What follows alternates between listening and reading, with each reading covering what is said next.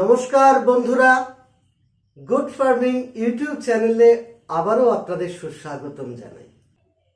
সঞ্জয় চক্রবর্তী আপনি লিখছেন, ওই ট্রেনিং এর প্রসঙ্গে আমি সঞ্জয় চক্রবর্তী, আমি সেকেন্ড ব্যাচের স্টুডেন্ট। আপনার কাছে ট্রেনিং নিয়ে আমি খুবই খুশি। যদিও আমাদের এখনো সেকেন্ড ক্লাস, মানে এটা আপনারা জেনেও গেছেন অনেকে। আমি যাদের ট্রেনিং দিই তাদের অ্যাকচুয়ালি দুদিন ফুল সময় দিই, সকাল 11টা থেকে বিকেল 4টে পর্যন্ত। ম্যাক্সিমাম 90%ই প্র্যাকটিক্যাল ওরিয়েন্টেড এই ট্রেনিংটা দিই। আবার ওই ব্যাচকে নিই হোয়াটসঅ্যাপ গ্রুপের মাধ্যমে আমি যার যা সমস্যা সেগুলো সমাধান করে দেওয়ার চেষ্টা করি। এর পাশাপাশি আবার 1 মাস বা 35 দিন পরে যখন সবাই, অন্তত একটা ব্যাচের 95% মানুষ প্র্যাকটিক্যালি তার বাড়িতে এটা করেছেন এবং 10-12 দিন ধরে সেই বাচ্চাটাকে নিয়ে নাড়াঘাটা করছেন, সবাই সফল হতে পারবেন না, এটা হয় না, হতে পারে না। কারো 4 দিনে বাচ্চা মারা যাবে, কারো 2 দিনে বাচ্চা মারা যাবে, কারো 1 দিনে মারা যাবে, কেউ আবার 15 দিনেরও বেশি বাঁচিয়ে ফেলবেন। তো তাদের সেই সমস্যাগুলো আবার একবার প্র্যাকটিক্যালি সমাধান করে দেওয়ার জন্য দ্বিতীয়বার আবার একটা রিফ্রেশার ট্রেনিং করাবো। এই 2 দিনের জন্য আমি 2000 টাকা কোর্স ফি নিই। হ্যাঁ, তো যাই হোক, তো যদিও আমাদের সেকেন্ড ক্লাস বাকি রয়েছে, তবুও আপনার ব্যবহার ও মানসিকতা খুবই প্রশংসনীয়। আমার ব্যক্তিগত ভালো লাগার কারণ, আমি যতবার আপনাকে ফোন করে যে কোনো বিষয়ে জানতে চেয়েছি, আপনি কোনোভাবে বিরক্ত তো হননি, বরং দায়িত্ব নিয়ে সেই ব্যাপারে নিখুঁতভাবে বুঝিয়ে দিয়েছেন। তাই স্যার নন, আপনি আমার কাছে পিতার ন্যায়। আপনি জানেন কিভাবে স্টুডেন্টদের তৈরি করতে হয়। অনেক ভালোবাসা নেবেন স্যার। আপনি সুস্থ থাকুন, ভগবানের কাছে এই প্রার্থনা করি। অনেক বড় গুরু দায়িত্ব আপনি দিয়ে ফেললেন এবং এই যে শব্দটা প্রয়োগ করলেন পিতার ন্যায়, আপনাদের প্রত্যেকের কাছে যেন এই আসনটা আমি বজায় রাখতে পারি। ঈশ্বর যেন আমাকে সেইটুকু করিয়ে নেন, কোনোদিন যেন সেই জায়গা থেকে চ্যুত না করেন। দীপান্বিতা কর আপনি লিখছেন, আপনি একজন এই সেক্টরের প্রকৃত অর্থে ভীষণ ভালো অভিজ্ঞতা সম্পন্ন মানুষ। আপনার মতো একজন ভালো মাপের টিচার পাওয়া আমাদের পক্ষে খুবই ভাগ্যের ব্যাপার। এই লাইনে আপনি ছাড়া সবাই সবকিছু চোখে সর্ষে ফুল দেখবে। না না না, এ কথাটা আপনি লিখেছেন, আমি বলছি না। অনেক মানুষ রয়েছেন আমাদের নিভৃতে, তারা নীরবে কাজ করে যায়। অনেক মানুষ রয়েছে। শূন্য কলসির আওয়াজ বেশি হয়, কলসি ভরে গেলে আওয়াজ কম হয়। প্রচুর মানুষ রয়েছে, প্রচুর মানুষ। আপনারা কেউ ভাবতেই পারবেন না। এই সাবজেক্টটা এত ফেলনা, এত খেলো নয়। দুটো লেকচারবাজি করলেই প্রচুর কিছু নয়। দুটো বাচ্চা ফুটিয়ে ফেলে, মানে এটা নয়। এটা অনেক বড় বিজ্ঞান, একটা মলিকুলার লেভেলে স্টাডি হচ্ছে। আপনারা যদি রঙিন মাছের সেক্টরে ঢোকেন, যে ফ্যাকাশে রঙের চাঁদা মাছটা, সেইটা রং সবুজ হয়ে যাচ্ছে, গোলাপি হয়ে যাচ্ছে, বুঝতে পারছেন কোন জিন নিয়ে কাজ করছেন? সেই বিজ্ঞানীদের কাছে আমি, মানে রামের সঙ্গে রাম ছাগলের তুলনা হচ্ছে।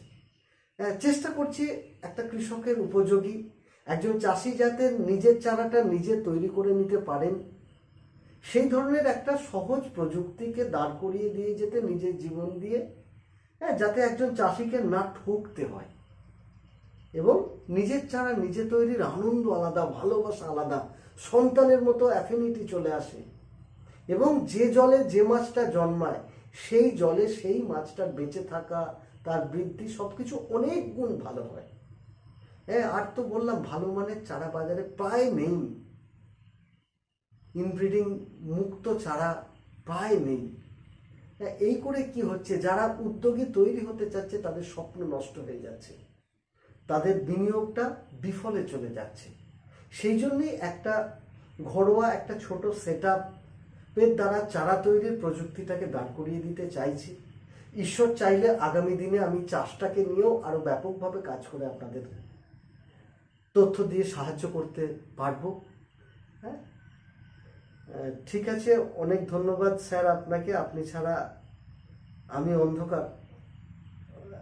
এই এখনো পর্যন্ত তো কোনো মহিলা আমার কাছে ট্রেনিং নিতে আসেনি, তাহলে বোধহয় আপনি অন্য কারোর নাম্বার থেকে বলছেন। আচ্ছা,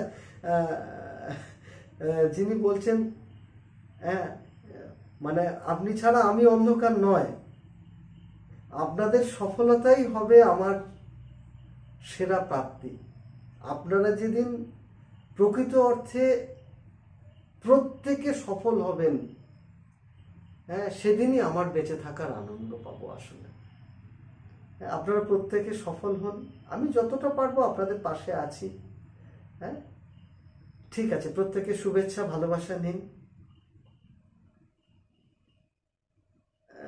শম্ভুনাথ ভৌমিক,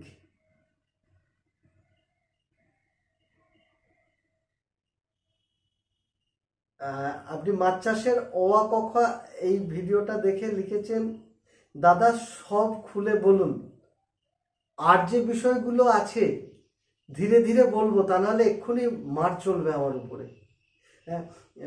বলবো আরো কিছু জিনিস আস্তে আস্তে, একটুখানি আমাকে ঘাটটা শক্ত করতে দিন। বলবো, আমি যতটুকু বলেছি সেইটুকুকেই পাথেয় করে কাজ করুন, আপনাদের সফলতা এসে যাবে। মূলত আপনাদের খরচ হয় কোথায়? খাবারে তো, আর চারায়। তো ভালো মানের চারাটা যদি নিজে তৈরি করে নেন তাহলেই তো বেঁচে গেল অনেকটা। যারা বলছে এই জায়গায় 10,000 বাচ্চা লাগবে, সেখানে আপনি যদি 2,500 বাচ্চা নেন, সেখানেই তো কিনলেও অনেকটা চারা বেঁচে যায়। যে লোকটার কাছ থেকে বাচ্চা চারাটা কিনবেন সে যেন দালাল না হয়। তো জান না, যে চারা ফোটাচ্ছে শুরুর থেকে প্রতি সপ্তাহে তার ফার্মে গিয়ে দেখে দেখে দেখে দেখে চারাটা নেওয়া, তাহলেই তো একটুখানি সাশ্রয় হয়। আর বেশি প্রোটিন, বেশি দানা খাবার, বেশি এইটা ওইটা চক্করে না পড়ে ঘরোয়া খাবার যেগুলো বলেছি, মা মাছের খাবারে যা যা বলেছি আরেকবার দেখে নেবেন, সেগুলোই কিন্তু এমনি মাছের খাবার। ভিটামিন ইটা একটু কম লাগবে, খালি মায়ের একটু বেশি লাগে, বাকিগুলো অলমোস্ট একই রকম দিলেই চলে। হ্যাঁ, তো ওইভাবে করুন না, দেখবেন খাবারের খরচটা 3 ভাগের 1 ভাগে এসে দাঁড়াবে। আমি তো বলেছি আমি পান্তা ভাত খাইয়েও মাছ করেছি, শিঙি মাগুর মাছ। দিন, আপনি দিয়ে দেখুন, না খেলে আমাকে বলবেন। যেটুকু পুষ্টির ঘাটতি হবে, ভিটামিন মিনারেলসের, আমি তো ওষুধগুলো বলেও দিয়েছি আপনাদের, সেগুলো দিয়ে সাপ্লিমেন্ট করুন না, ডেফিনেটলি আপনারা ভালো রেজাল্ট পাবেন। ঠিক আছে, সঙ্গে থাকুন।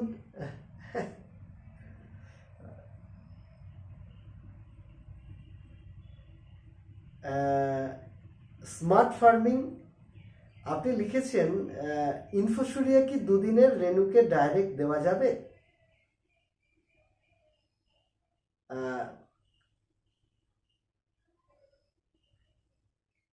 তো অবশ্যই 2 দিনের রেনুকের মানে ঠিক বলবো না, মানে আপনি আগে রেনুটার পেটটা খালি হয়েছে কি দেখবেন। পেট খালি হলে তবেই ও খাবার গ্রহণ করবে। যখন খাবার গ্রহণ করার ওর প্রয়োজনীয়তা আসবে, সেই সময় দিন ইনফোসুরিয়া এবং সবুজ জল, ওটাই কিন্তু ওর কাছে স্টার্টার ফিড। হ্যাঁ,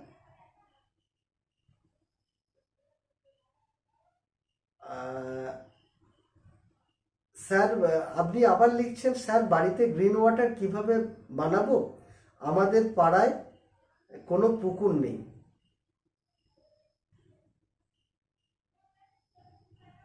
আচ্ছা, আপনাকে একটা কথা বলি, সবুজ জল তৈরির উপর বোধহয় একটা ভিডিও দিয়েছি, আপনি একটু দেখুন।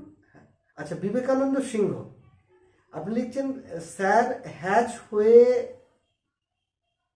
যাওয়ার পর আনহ্যাচ এগ বা এগসেল রিমুভ করতে পারছি না, প্লিজ একটু জানালে উপকৃত হব। দেখুন, একটু বেশি পরিমাণে জল চালালে ডিমের খোসাটা আস্তে আস্তে পচে গিয়ে সিস্টেম থেকে বেরিয়ে যাবে। আর আরেকটা হতে পারে কি, বাচ্চা ফুটে যাওয়ার পরে আপনি একটা চৌকো জায়গা করুন, 2 হাত বাই 2 হাত, গামলার মধ্যে বাচ্চা ফুটে যাওয়ার সেই পুরো গামলার জলটাকে নিয়ে ওখানে 3-4 ইঞ্চি জল রেখে গামলাটাকে উল্টে দিন ওই চৌকোটার মধ্যে, জল সমেত দিয়ে হালকা করে এরকম করে গোল করে ঘুরিয়ে দিন। দিলে দেখবেন কি, এটা কাঁচের অ্যাকোরিয়াম হলেও খুব ভালো হবে। তো গুলিয়ে দিলে দিয়ে আপনি ছেড়ে দিন, মিডিলেতে একটা হালকা এয়ারেশন দিয়ে দেবেন। আপনি 2 ঘন্টা পরে এসে দেখবেন যত স্ট্রংগেস্ট যত মাছ আছে তারা দেখবেন ওই কোণে জড়ো হয়ে গেছে। সেখান থেকে সাইফন করে 1-2 ঘন্টা ছাড়া ছাড়াই তুলে নিন। মেজর মানে আপনার মোর দেন 85% মাছ ওভাবে কালেকশন হয়ে যাবে। এইবার মিডিল থেকে তারপরে যেটা পড়ে থাকলো ওখান থেকে অল্প করে সাইফন করে মানে খোসা সহ ডিমটা বাচ্চাটাকে তুলে নিন। তখন দেখবেন খোসা বেশি আছে, বাচ্চা কম আছে, ড্রপার করে বাচ্চাগুলোকে নিয়ে ছেড়ে দিন। এভাবেই করতে হবে, এভাবেই করতে হয়। হ্যাঁ, ঠিক আছে।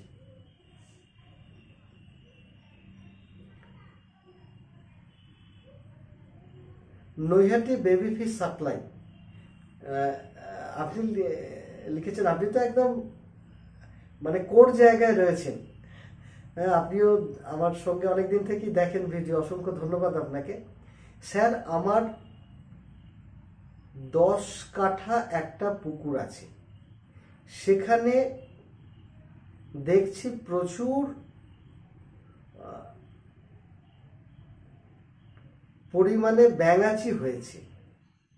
এটা কি করে কি করা যায়, কি করা উচিত? এই সমস্যাটা আমার ফার্মেও হতো।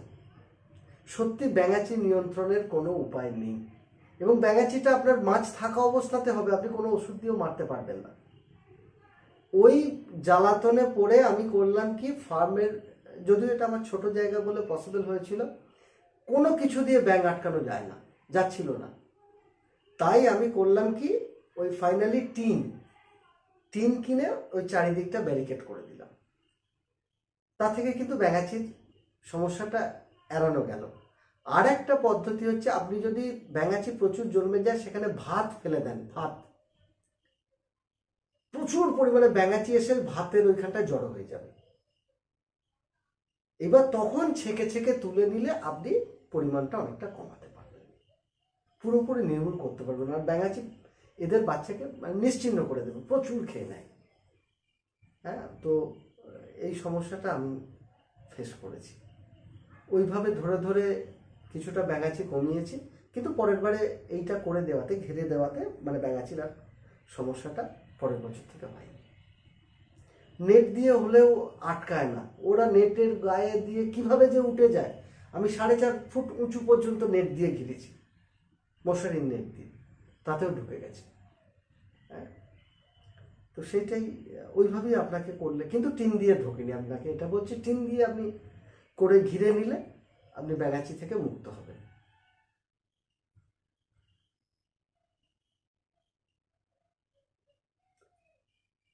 আচ্ছা, জাকির মাঝি আপনি লিখছেন, ধন্যবাদ। এ জল কতদিন খাওয়াতে হবে? আপনি ওই ইনফোসুরিয়ার এই ভিডিওটার প্রসঙ্গেই লিখছেন। তো যাই হোক, আপনাকে বলি,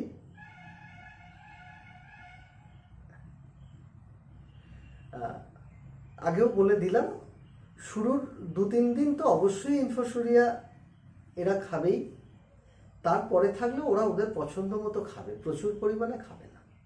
হ্যাঁ, যত বড় হবে খাদ্যাভ্যাস পাল্টাবে, তত ওরা বড় প্রাণীকণা খাবে, ময়না, ডাফনিয়া, সাইক্লপস এদেরকে খাবে। তখন আর পেরিফাইটন এবং আপনার এই ইনফোসুরিয়া এদের দিকে ওরা অত ধ্যান দেবে না। হ্যাঁ, তবে অবশ্যই কিছুটা পরিমাণে খাবে।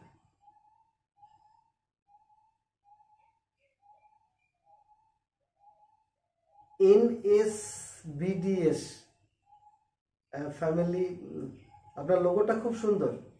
আচ্ছা, আপনি লিখছেন, স্যার এর আগের ভিডিও দেখে সবুজ জল তৈরি করেছি। হ্যাঁ বন্ধুরা, তাহলে তো আমি সবুজ জলের ভিডিও দিয়েছি, গুড। কিন্তু জল সবুজ হওয়ার কিছুদিন পরেই আবার সাদা হয়ে যাচ্ছে। 3-4 দিন জল সবুজ থাকছে। জলের এই সবুজতাটাকে ধরে রাখার জন্য আবার কি সার প্রয়োগ করব? যদি করতে হয় তবে তা কিভাবে, যদি একটু বলেন। খুব খুব খুব সুন্দর একটা প্রশ্ন। হ্যাঁ, অবশ্যই বারে বারে সার প্রয়োগ করতে হবে। দ্বিতীয়বারের যে সারটা প্রয়োগ করবেন সেই সারটাকে আপনারা গোবর সারের সঙ্গে রাসায়নিক সার ডিএপি, যেটা প্রথমবারে যদি 50 গ্রাম দিয়ে থাকেন তার হাফ ডোজ দেবেন, এবং দুটোকে একসঙ্গে মিশিয়ে একটা এরকম কাপড়ের থোলা বা একটা মশারির নেটের ঝুলির মধ্যে দেবেন, দিয়ে ওটাকে ডুবিয়ে রাখবেন। কেউ যদি ছোট্ট একটুখানি আপনার বাদাম খোল ডুবিয়ে রাখেন, সেটাতেও দীর্ঘদিন ভালো সবুজ কণার যোগান দেয়। মহুয়া খোলকে ডুবিয়ে রাখলেও খুব সুন্দর পরিমাণে স্টেডি সবুজ জলের যোগান পাবেন। কিন্তু যেটা দেবেন ছড়িয়ে নয়, ঝোলার মতো। হ্যাঁ, দিনে একবার আপনি এখন থেকে ওখান পর্যন্ত নেড়ে এইভাবে ঘুরিয়ে নিয়ে আবার পুনরায় যে জায়গায় ছিল ঝুলিয়ে রাখলেন। ওখান থেকে যে সারটা বেরোবে সেই সারটাকে নিয়েই সবুজ কণাগুলো তাদের বৃদ্ধিটাকে মানে অক্ষুণ্ণ রাখবে আর কি, ভালোভাবে বাড়তে পারবে।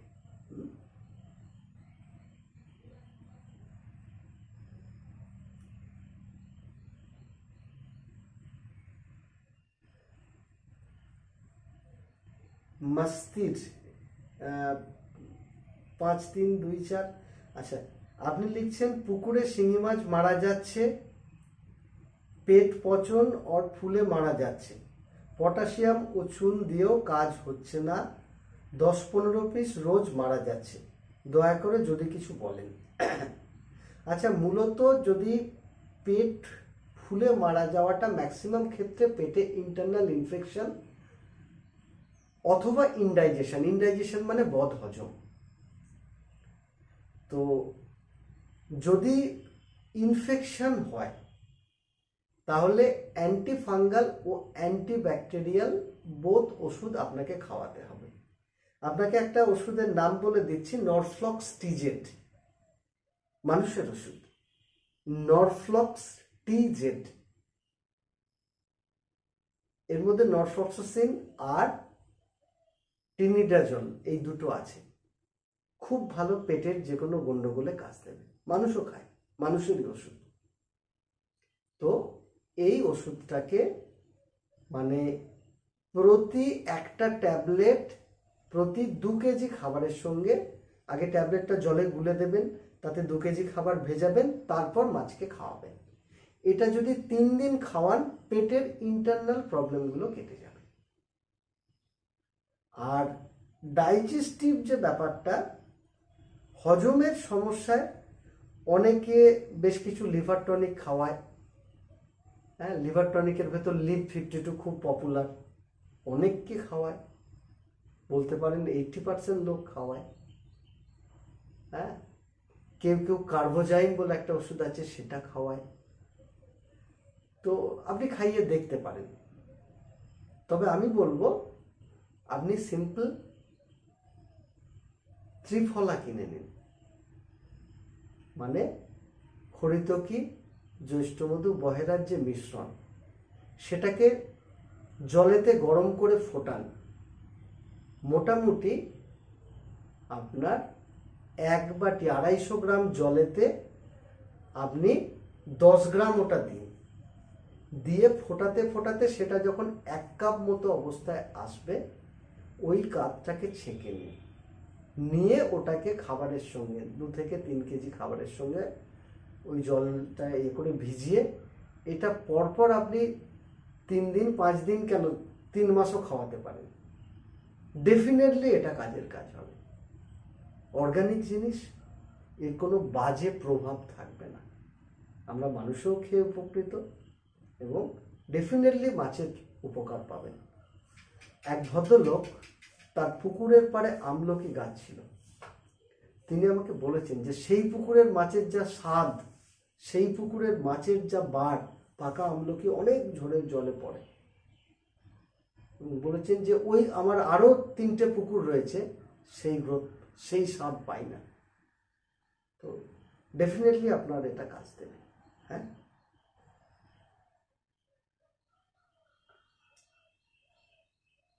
আচ্ছা, ডিম ও রেণুপোনার খাবারের ইয়েতে দীপঙ্কর কর আপনি লিখছেন, thank you sir, you are genius.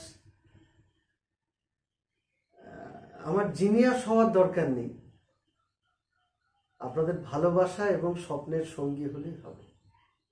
হ্যাঁ, যেন পৃথিবী ছেড়ে যাওয়ার আগে আপনাদের অনেকটা ভালোবাসাকে সঙ্গে নিয়ে যেতে পারি, এইটুকু আশীর্বাদ শুভকামনা করুন।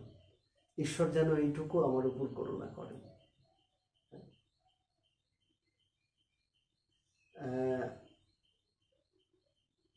ইউজার ভিসি করে লিখেছেন, আপনাকে অসংখ্য ধন্যবাদ। পুকুরের জলে কি হ্যাচিং করা যায়, এই ভিডিওটার প্রসঙ্গে আপনি লিখছেন। স্যাক্রিফাইসের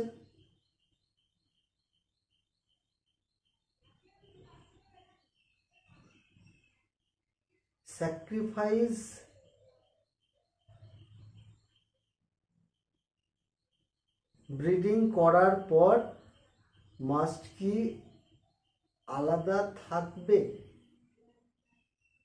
স্যাক্রিফাইস ব্রিডিং যদি করেন,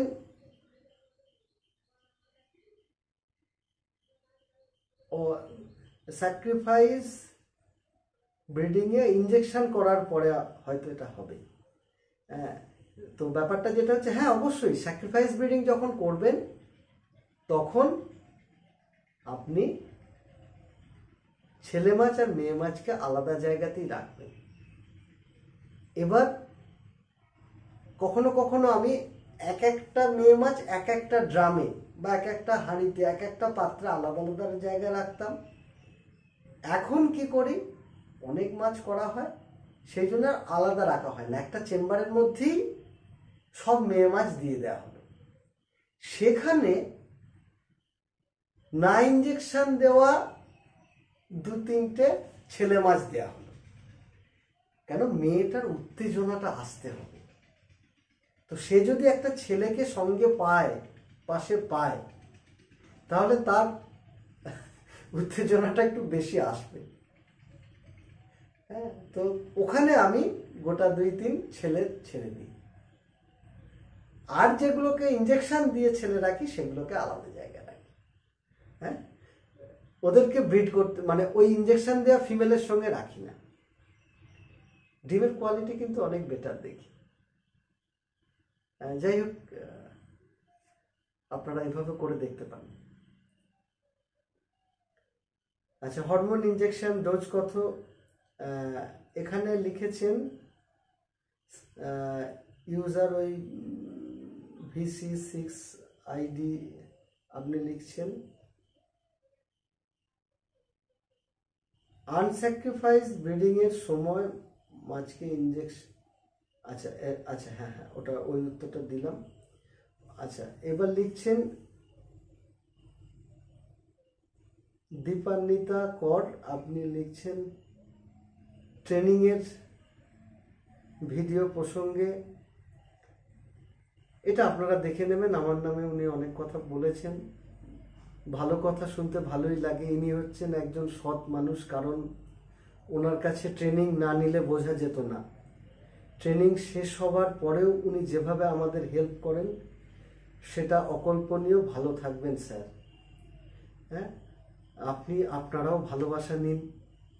হ্যাঁ, আমি বারবারই বলছি, যতটুকু পারবো। প্রতিদিনই তো আপনাদের যে হোয়াটসঅ্যাপ গ্রুপ করে দিয়েছি যারা ট্রেনিং করেছেন, প্রতিদিনই তো আপনাদের প্রত্যেকের প্রশ্নের উত্তর, এবং প্রত্যেকে ফোনও করেন। হয়তো অফিস আওয়ারে আপনি সকাল 9টা থেকে কোনো কোনো দিন ফিরতে আপনার 6টা, 6:30, 7টা বেজে যায়। ওই সময় আমি কারোর ফোনে উত্তর দিতে পারি না, হোয়াটসঅ্যাপ করে রাখতে বলি। কাজের ফাঁকে কখনো সময় বার করে 2-1টার উত্তরও দিয়ে দিই। আর রাত্রি 8টার পরে তো সবার জন্য খোলা, সবাই 8টার পরে ফোন করেন।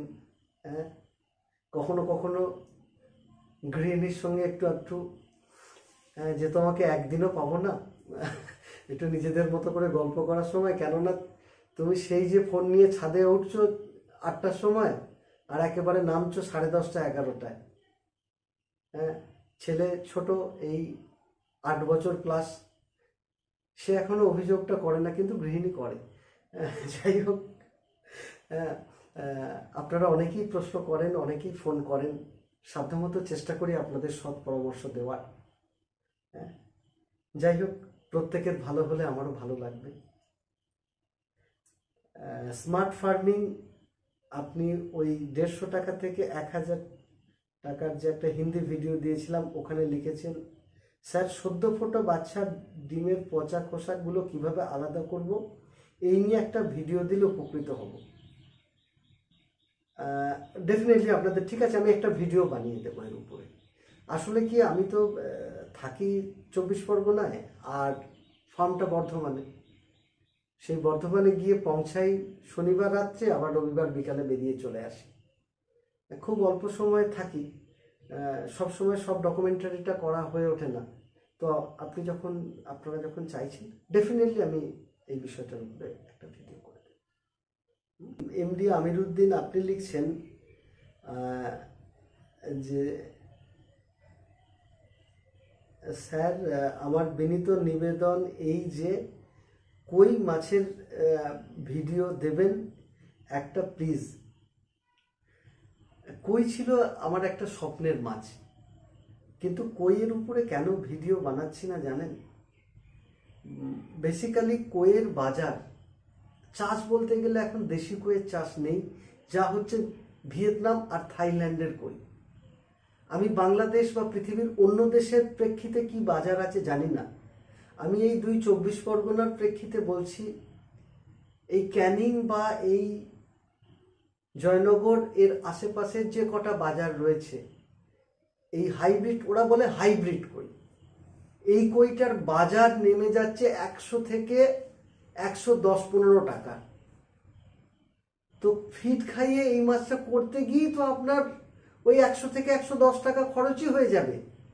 তো কাজেই দুমুখ সমান হবে। তো যে চাষে চাষি লাভ পাবে না, সেইটা নিয়ে আমি ওই জন্য আর ভিডিও করতে আগ্রহ প্রকাশ করছি না। আপনারা বলছেন, আমি সংক্ষেপে একটা ভিডিও দেখছি, তাহলে বানিয়ে দেব। হ্যাঁ, কিন্তু বাকি পদ্ধতিগুলো শিঙির মতোই। হ্যাঁ, এখানে ডোজ যেটা দেবেন, একটা ভিডিও হয়তো করা আছে যে কত ডোজ দেবেন। ওই বাচ্চাটাকে নিয়ে গিয়ে আপনারা পুকুর প্রস্তুত করে সেখানে ছেড়ে দিন, দেখবেন 20-25 দিনে একদম, মানে আপনারা 1.5 ইঞ্চি 1 ইঞ্চি সাইজের বাচ্চা পেয়ে যাবেন। হ্যাঁ, অতি সহজ, পুকুরে অতি সহজ। হ্যাঁ, আপনারা 4 দিন পর থেকে একটু দুধ গুলে ছড়িয়ে দেবেন, 2-3 দিন, তারপরে ওই ড্রাই ফিড দিতে থাকুন। পুকুরে অনায়াসে কিচ্ছু না করেও খুব সুন্দর বাচ্চা হয়ে যাবে। হ্যাঁ, জন্মে যাবে খুব ভালো। ওভাবে করুন, সফল হয়ে যাবেন প্রত্যেকে।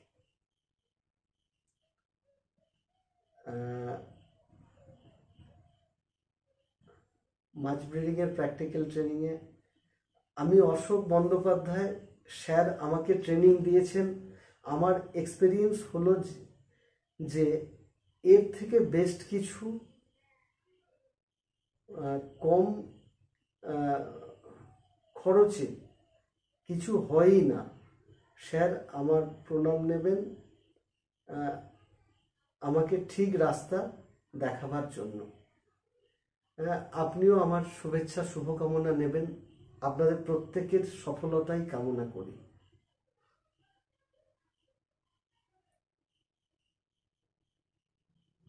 সুবিনয় বাবু, সুবিনয় সিট, হ্যাঁ, আপনি লিখছেন excellent training programme.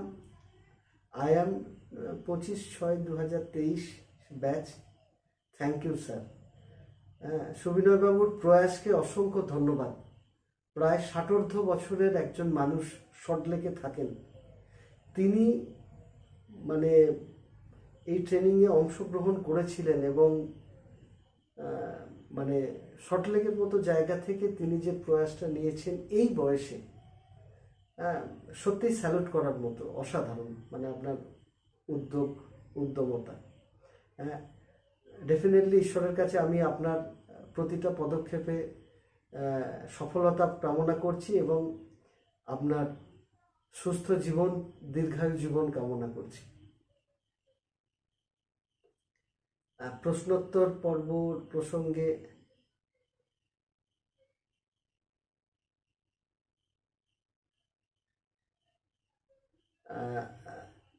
Maqbool Ali আপনি লিখছেন, স্যার আমার নাম মকবুল আলী, 30 ঘন্টায় মারা যায় কেন?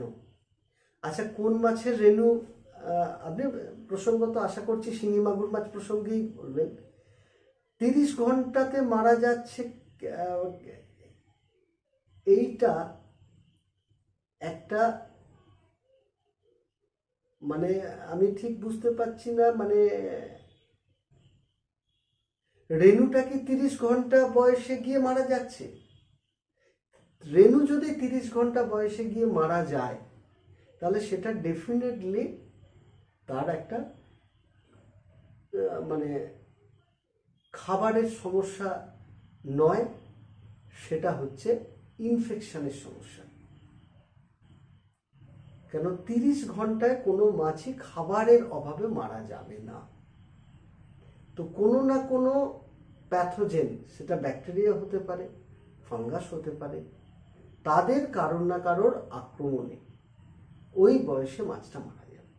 আর জল যদি দূষিত হয়ে যায়, মানে অ্যামোনিয়ার ফর্ম করে গেল, তো সেখানে কিন্তু ওই দূষিত জলের কারণে মাছটা মারা যাবে।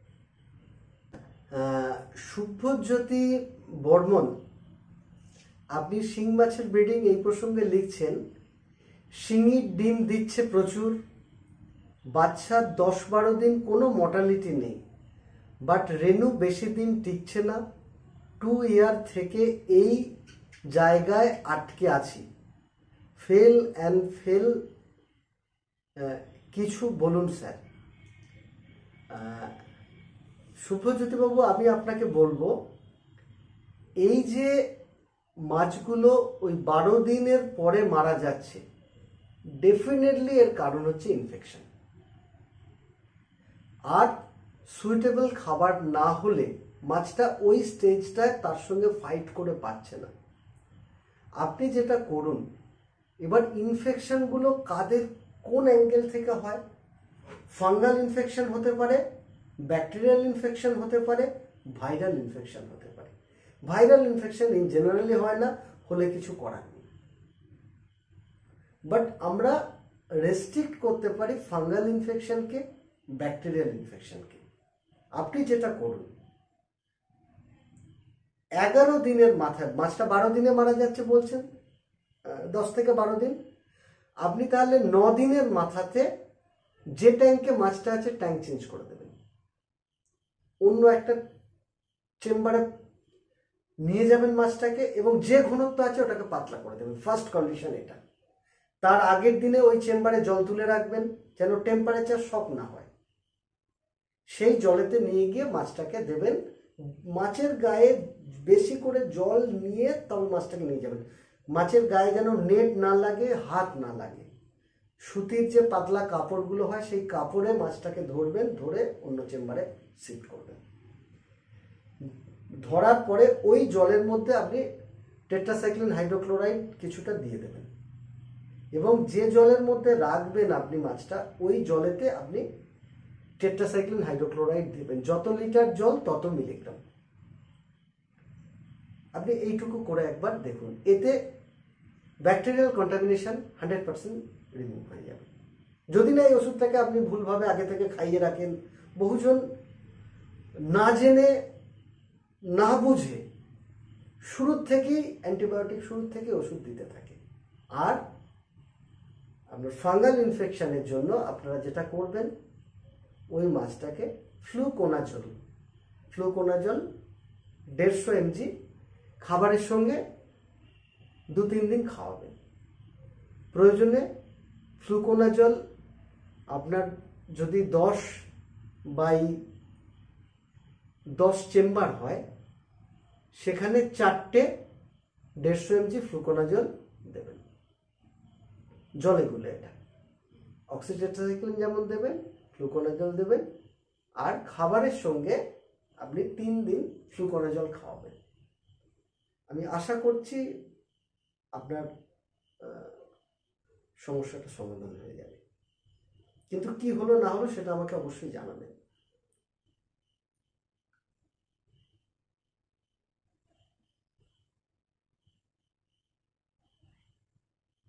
আচ্ছা, আপনি আরো লিখছেন, স্যার সিঙি রেনুর বয়স 17 দিন।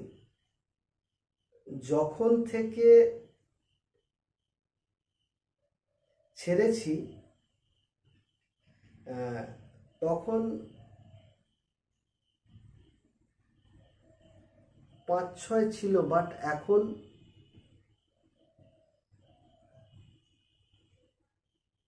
200 থেকে 300 হবে। বুঝতে পারছি না।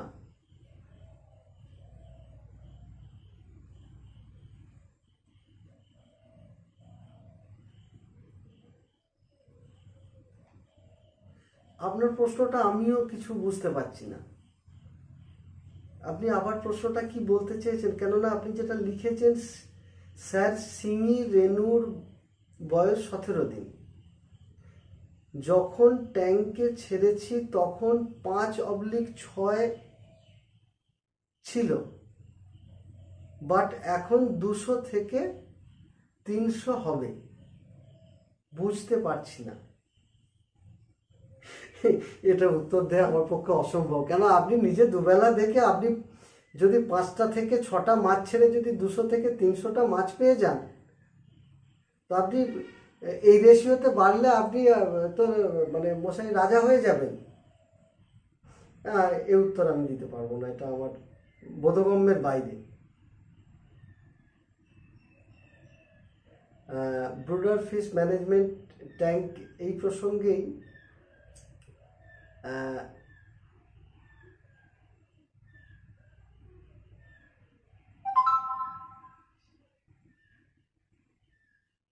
শেখ আশরাফুল আপনি লিখছেন, ওয়াটার কোয়ালিটি নিয়ে ভিডিও দিন স্যার। হ্যাঁ, এরপরে আমি ওয়াটার কোয়ালিটি নিয়ে ভিডিও দিয়েছি, দেখবেন ওই আপনার একটা ভিডিও দেওয়া আছে না, আপনার ওই আয়রনযুক্ত জলে কি বাচ্চা ফোটে, তারপর পুকুরের জলে কি বাচ্চা ফোটানো যায়, হ্যাঁ ভিডিও দেওয়া আছে। ওগুলো দেখবেন, হ্যাঁ আপনি যথেষ্ট ইনফরমেশন পেয়ে যাবেন। হ্যাঁ,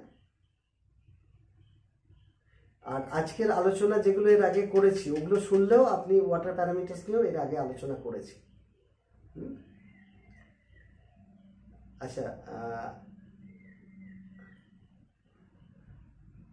শিং মাছের বর্তমান অবস্থা যে ভিডিওটা আমার ছিল,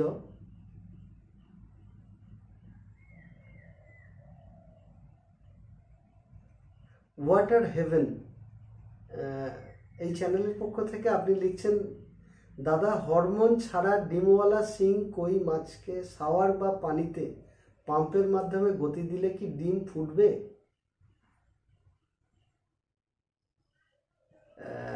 দেখুন, ব্যাপারটা বলি, হরমোন ছাড়া প্রাকৃতিক পরিবেশ আপনি তৈরি করলে মাছ ডিম দেবে। এক ভদ্রলোককে কিছু সাজেশন দিয়েছিলাম, তার পুকুরের পাড়ে ধান ক্ষেত ছিল, পুকুরে মাগুর ছিল, প্রচুর চারা সেখানে তৈরি হয়েছিল। কিন্তু কেউ ইঞ্জেকশনও দেয়নি, কিছুই না। বর্ষার সময় ধান ক্ষেতটা ডুবে গেছে, সেখানে মাছ উঠে অটোমেটিক্যালি ব্রিড করেছে।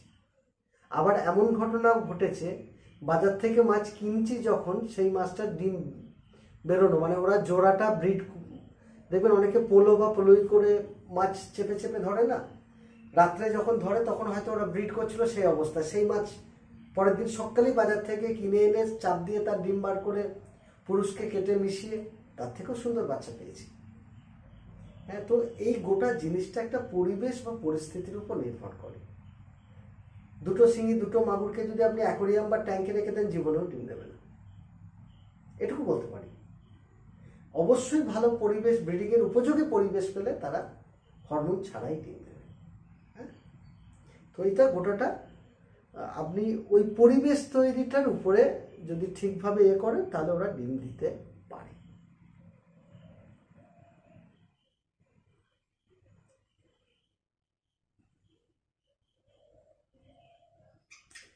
দেশি মাগুর ব্রিডিং এই প্রসঙ্গে মারুফ মোল্লা 3 সপ্তাহ আগে, অনেকদিন হয়ে গেল, আসলে কি একটু সমস্যাও থেকে যাচ্ছে। এবার থেকে রেগুলার প্রশ্নোত্তরটা দেওয়ার চেষ্টা করব এবং সেভাবেই ভাবনা চিন্তা করছি যে যাতে রেগুলারিটি প্রতি সপ্তাহে একটা করে প্রশ্নোত্তরের পর্ব রাখা যায়। তাহলে কি হবে, একটা সপ্তাহে আপনাদের জমা যে প্রশ্নগুলো থাকলো সেই প্রশ্নগুলোর উত্তর মানে চটজলদি দিয়ে দিতে পারবো। দেখছি হয়তো সেটা খুব শীঘ্রই মানে সেভাবে ভাবনা চিন্তা করছি। যাই হোক,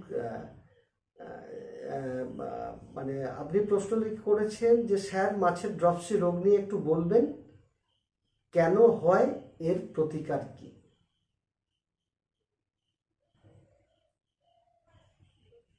অ্যাকচুয়ালি কি, ড্রপসি রোগটা অতীব খারাপ রোগ এবং ড্রপসি রোগটা কোনো একক জীবাণুর সংক্রমণে হয় না, ফাঙ্গাস এবং ব্যাকটেরিয়া বোথ দুজনের আক্রমণেই হয়।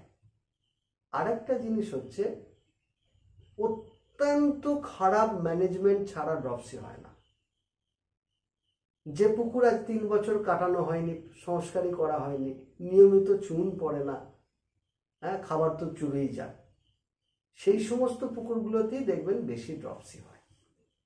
তো ড্রপসি হলে আপনারা যেটা করবেন, সেই মাছকে অ্যান্টিব্যাকটেরিয়াল এবং অ্যান্টি ফাঙ্গাল ওষুধ খাবারের সঙ্গে খাওয়াবেন। অ্যান্টিব্যাকটেরিয়াল ওষুধ হিসেবে আপনারা অক্সিটেট্রাসাইক্লিন বা টেট্রাসাইক্লিন হাইড্রোক্লোরাইড, এই ওষুধটাকে 125 মিলিগ্রাম প্রতি কেজি খাবারের সঙ্গে পরপর 5 দিন খাওয়াবেন। আর ফ্লুকোনাজল 150 mg, এই ক্যাপসুলটা প্রতি 2 কেজি খাবারের সঙ্গে একটা করে দিয়ে ওই পরপর 3 থেকে 5 দিন খাওয়াবেন। এই দুটো খাওয়াবার দিন 3-4 পরে যে কোনো একটা মাল্টিভিটামিন মাল্টি মিনারেল ওষুধ খাবারের সঙ্গে মিশিয়ে আরও 5-7 দিন, কেউ চাইলে প্রতিদিনই মিশিয়ে খাওয়াতে পারেন, যে কোনো ভিটামিন মিনারেল সাপ্লিমেন্ট। আমি অনেকগুলো প্রোডাক্ট ব্যবহার করেছি, আমি ম্যাকটোটালে খুব ভালো রেজাল্ট পেয়েছি, আমার ভিডিওতে আছে, দেখে নেবেন। মামাচের খাবার বা ওইগুলোতে সব, তো এগুলো খুব ভালো খাবার, মানে ওষুধ আর কি, ওষুধ নয় এগুলো, অ্যাকচুয়ালি ভিটামিন মিনারেল সাপ্লিমেন্ট, খাবারেরই একটা পরিপূরক ঔষধ। তো এগুলো আরও সপ্তাহখানেক খাইয়ে নেবেন। আর পুকুরটায় অবশ্যই চুন দেবেন। 1 বিঘা পুকুরে একবারে অ্যাট এ টাইম 4 কেজির বেশি চুন দেবেন না কখনো। পিএইচ দেখেই চুনটা দেবেন। 4 কেজি প্রয়োগ করার পরে যদি দেখেন পিএইচ কম আছে, তাহলে আবার 4 কেজি দেবেন। সেটা একসঙ্গে নয়, গ্যাপে গ্যাপে, 7-10 দিন 15 দিনের গ্যাপে দেবেন। পুকুরে রেগুলার চুন প্রয়োগ করুন। আর ডিসইনফেক্ট যে ওষুধগুলো বাজারে রয়েছে ড্রপসি হলে, জলে একটা যে কোনো ওয়াটার স্যানিটাইজার ব্যবহার করবেন। সেটা যে কোনো কোম্পানি, সক্রিনা WS হতে পারে, আরও যেগুলো সব আছে BKC 80 হতে পারে, ওগুলোর ডোজগুলো আপনারা জেনে নেবেন যখন কিনবেন যে দোকান থেকে। জলটাকে একবার স্যানিটাইজ করে নেবেন। আর চুনটা রেগুলার বেসিস দেবেন, এবং যেদিন চুন দেবেন তার পরের দিনে তলাটা ঘেঁটে দেবেন, তলার পাঁকটা। আর খাবারের সঙ্গে যে ওষুধগুলো বললাম এগুলো খাওয়ান, অবশ্যই আপনি সমাধান পাবেন। আরও বেশ কিছু জনের বেশ কিছু প্রশ্ন থেকেও গেল, আবার পরবর্তী পার্টেতে উত্তর দেব। তো এই প্রশ্নোত্তরের পর্ব চলতেই থাকবে। আপনারাও আমার ভিডিওগুলোতে আপনাদের যে প্রশ্ন সমস্যা সেগুলোকে আপনারা লিখতে থাকুন, আমি সাধ্যমতো উত্তর দিতে চেষ্টা করব। এবং বন্ধুদের সাথে শেয়ার করুন, যেন মাছ চাষিদের বিরাট কোনো ক্ষতি না হয়ে যায়। প্রত্যেকে ভালো থাকবেন, ভালো ভাববেন, ভালো রাখবেন। নমস্কার।